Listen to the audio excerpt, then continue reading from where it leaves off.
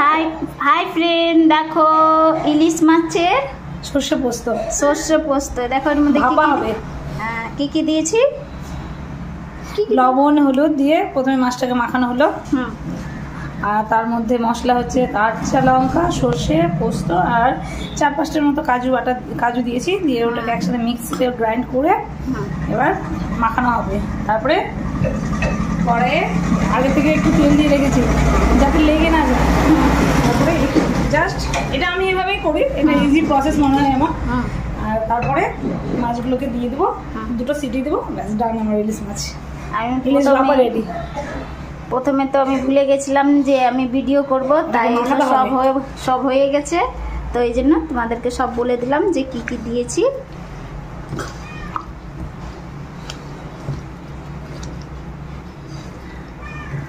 দেখো গাইস, কাঁচা তেল যাচ্ছে একটু। আমার বান্ধবী ঘুরতে এসছে, ইলিশ মাছ নিয়ে এসছে আর ওই রান্না করছে।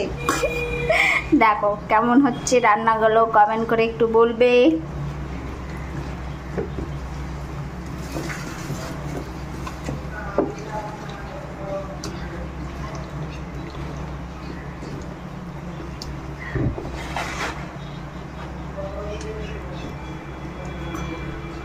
দেখতে কত সুন্দর লাগছে দেখো ফ্রেন্ড।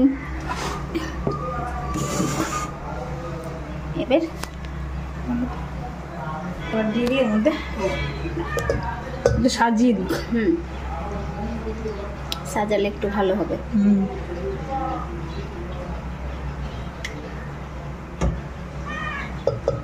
হালকা আছে না, হাই ফ্লেমে মিডিয়াম ফ্লেমে দিলেও ভালো হবে। 2টো দিব। ইলিশ মাছ তো এমনি নরম, তাড়াতাড়ি হয়ে যাবে। মাছ খেতে ভালোবাসি, ইলিশ মাছের পিস। আগে আর বললাম না, ছোটবেলায় এগুলো খুব চোদ্দ বলতাম। গ্রেভির জন্য পরিমাণ মতো ওই মিক্সার গ্রাইন্ডারে যেটুকু মশলা বেঁচে আছে ওটা দিয়ে দেবো। ওটা একটু ধুয়ে দিয়ে দেবো, ব্যাস।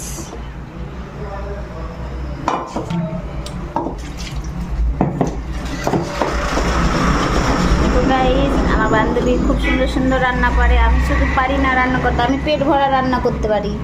আমি ইলিশ ভাপাটাও পারি না, এই জন্য আজকে ওই খাওয়াবে, কিনে এনেছে।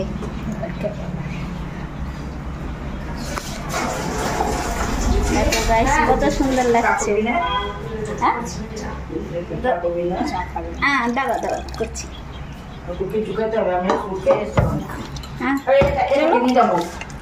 খুব সুন্দর জিনিস এটা। ছাতু গুলে দেবো মামি? না, ছাতু খাবো না। একটু তেল ভরে ভরে দিতে হবে, নাহলে সেই টেস্টটা পাওয়া যাবে না। ইলিশ মাছ বলে কথা। ব্যাস, এবার গ্যাসটা অন করতে হবে। এই দেখো গাইস, এটা আমার মামি। কি আছে? কি আছে দেখা? এই যে আছে। হ্যাঁ আসছি। হয়ে গেল তাহলে? হয়ে গেল? হ্যাঁ, গ্যাসটা অন করবো।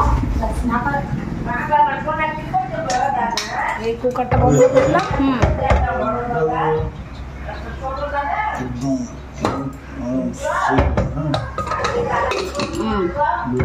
এই দেখো এখন ঢাকনা লেগে গেল, এখন গ্যাস জ্বালিয়ে নেবে।